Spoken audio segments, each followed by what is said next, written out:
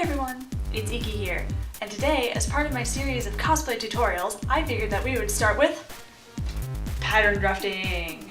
So with pattern drafting, there's going to be a few supplies that you're going to need. First supply, a tape measure.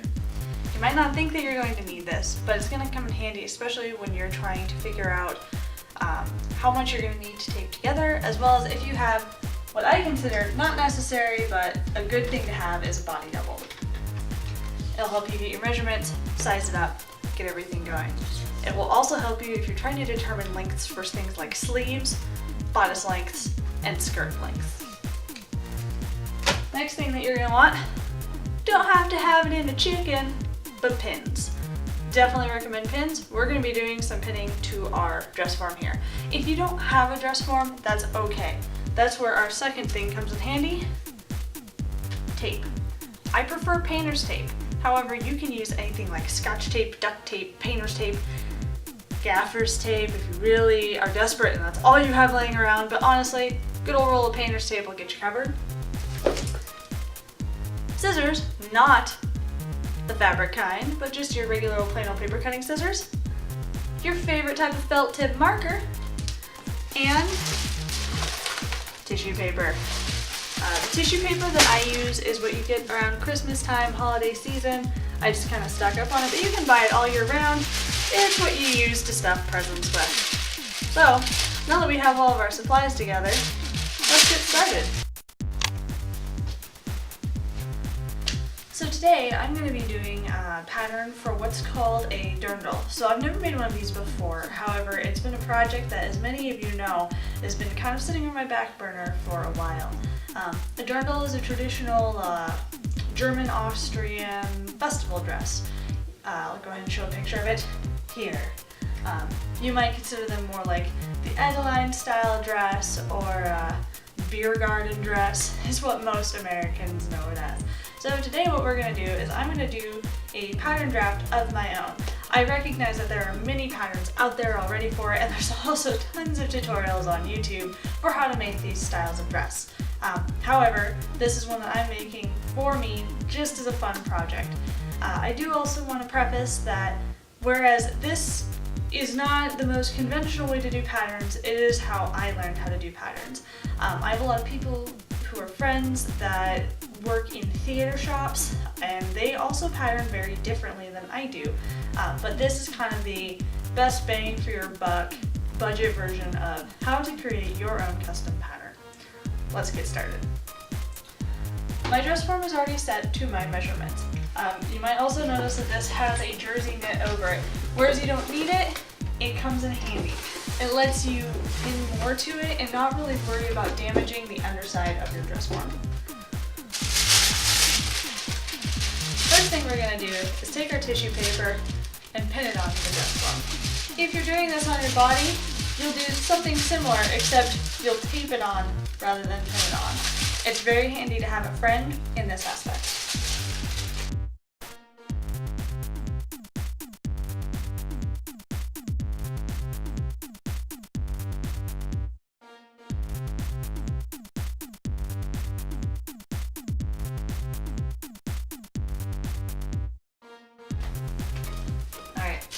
So what you might notice is that I only have one half of this actually nicely pinned on.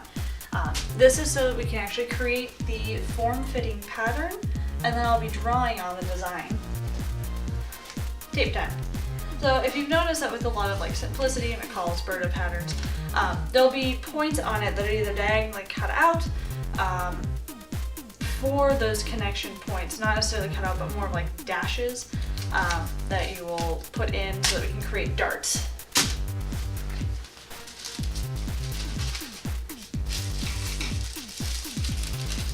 For this one though, I'm not sure exactly how many darts we're actually going to need. So, one thing that you'll notice that I do, as I do most of my tutorial series, be it with textiles, armor making, or with props, is I usually only design one half. This is because most of the time everything is symmetrical, If it's an asymmetrical design, that's when you'll see me do something different. So just keep that in mind while you're doing these. You really only have to focus on one half. This side, for all of our purposes, is rendered nude.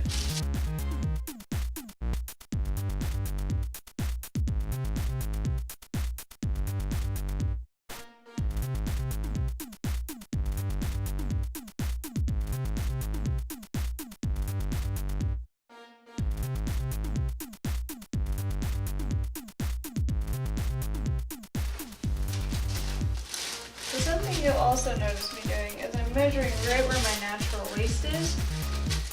This is where my initial cut is going to be to start with the top piece of the bodice.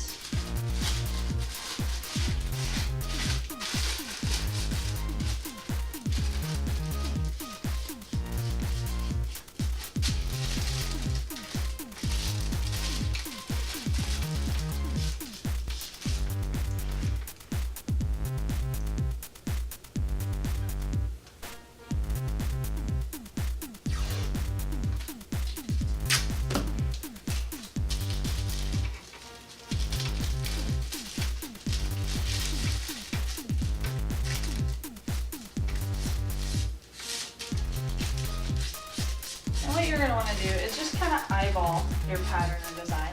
It helps to have tons of reference images available for what you're doing. I've been staring at these dresses for so long that I have a very firm image ingrained in my mind, but when I'm working on different types of cosplay and costumes, I usually have either my laptop or my phone loaded up with images, just so that I can know, front, back, side, to see what my general shapes are.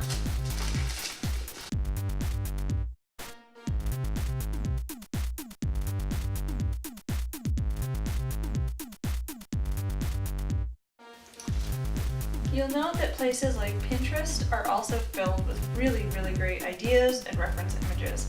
That's actually what I'm pulling up right now because I cannot remember how low I actually want my top to go.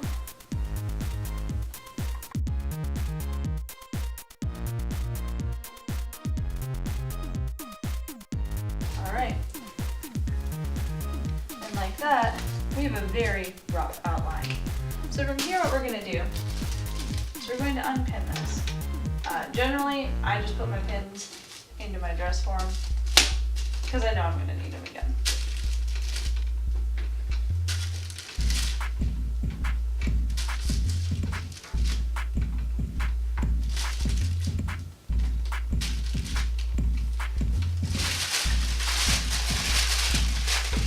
So let's take this down to the floor.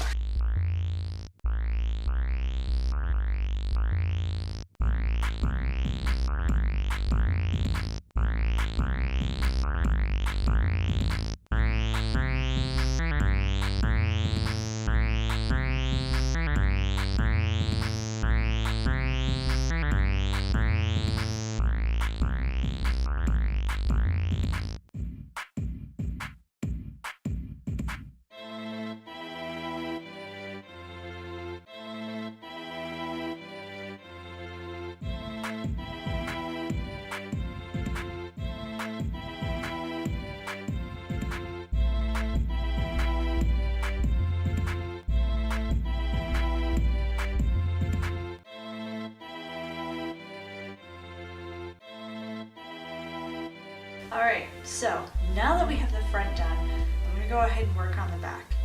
The back's going to be a little bit different, much like most back patterns for dresses and things like that that don't necessarily have a zipper down the back. Since this one is a front closure, what I'm going to be doing is I'm going to be doing it as a half and then cutting in, or drawing in I should say, cut-in points and designs because these have traditional rounded and flared out designed backs. So we'll go ahead and get started with that now.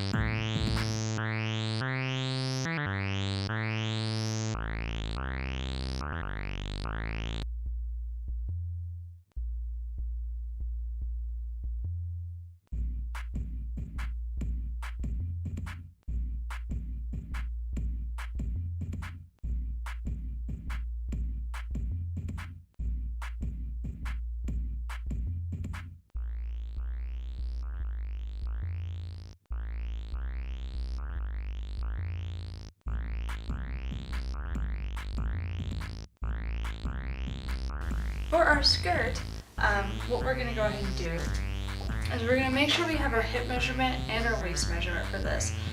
Dirndl skirts are more of they're closer to an A-line skirt, but they mostly just kind of drape with a gather up here. So pretty much all you're gonna need to do is make sure you have a nice rectangle that you can gather.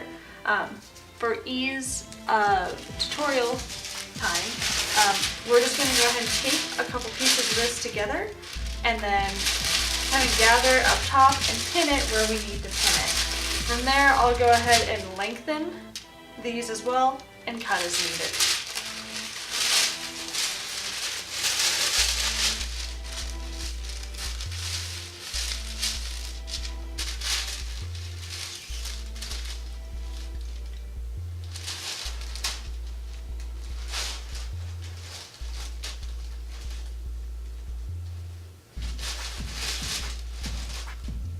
So what you're going to want to do is you're going to take your waist and double it. Or take half of your waist and double it.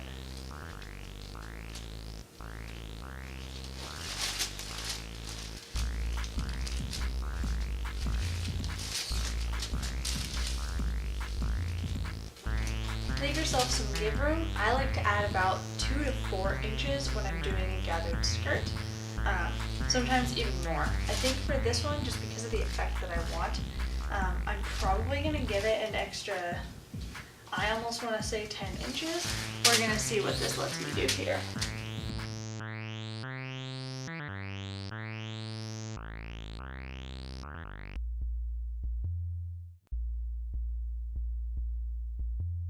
Now we have our giant skirt piece, and we're just going to pin and gather, just to make sure that this is going to be the right length. What I've done is I have added, I basically did my whole hip measurement rather than my natural waist measurement. I did my whole hip measurement just for the one side. That way when I gather it, I get this cute little poosh effect. Very cute. I'm ready for it.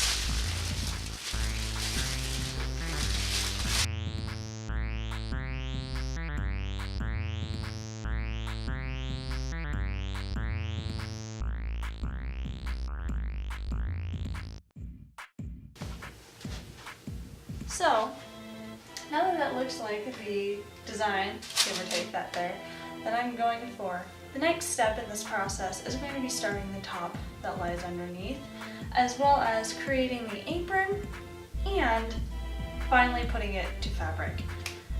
That'll be it for part 1 of our pattern drafting tutorial today. If this is enough of a leeway for you to go in and kind of get started and jump on your own, the only thing that I really want to stress to you is make sure that you account for seam allowances once you transfer this onto your fabric. So take for instance, this is not going to be what goes directly on my fabric. I'm going to add about 1/2 inch to 5/8 of an inch because that's about what I do for most of my seams is a 5/8 inch seam. So keep that in mind as well when you're tracing these patterns out onto your fabric. That's all I got for today. Have a good time.